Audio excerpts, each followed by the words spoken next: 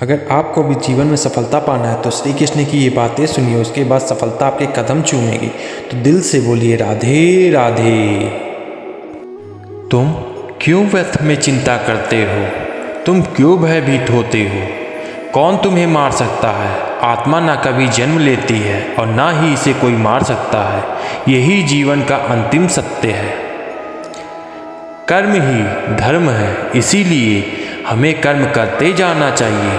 फल अपने आप हमें मिलेगा, यही संसार का नियम है।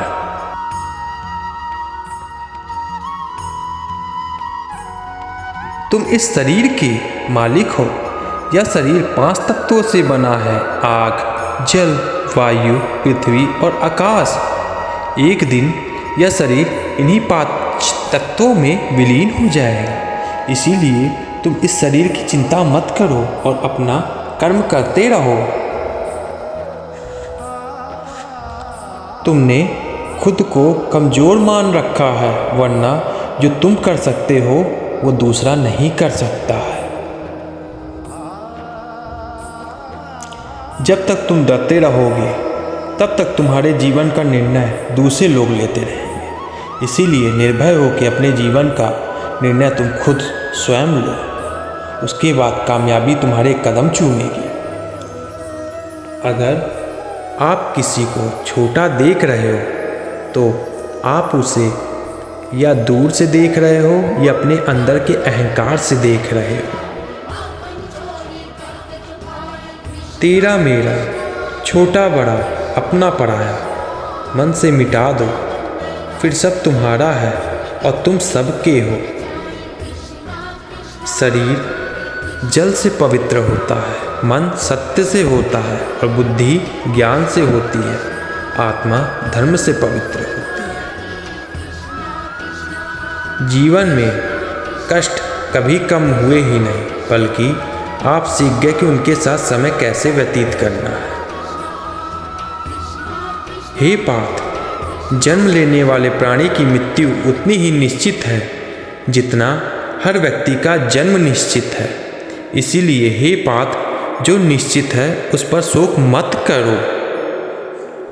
हे पार्थ, जो बीत गया उस पर विलाप कैसा, जो है उस पर अहंकार कैसा, और जो आने वाला है उसका मोह कैसा। मूर्ख ज्ञानियों से भी नहीं सीख पाते और ज्ञानी मूर्ख से भी नहीं सीख लेते हैं।